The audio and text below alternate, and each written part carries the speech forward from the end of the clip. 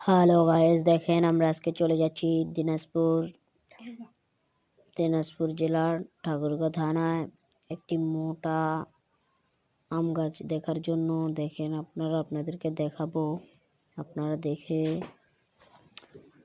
অবশ্যই বলবেন ভিডিওটি কেমন হয়েছে। আজকে আমরা গেছিলাম আমি, আমার মামাতো ভাই, আমার মামা এবং কি আমার দাদা।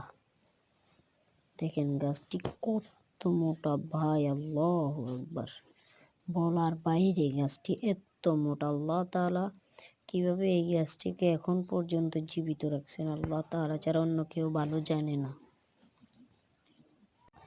দেখেন আপনারা গাছটি কত বড়। এই গাছটির বয়স অনুমানিক করা যায় প্রায় 300 বছরেরও পুরাতন, প্রায় 300 বছরেরও পুরাতন।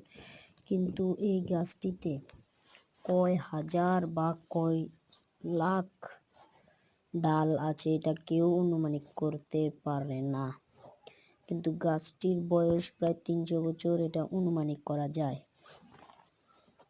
দেখেন আপনারা, আমি এখন গাছটির উপরে উঠেছি। দেখেন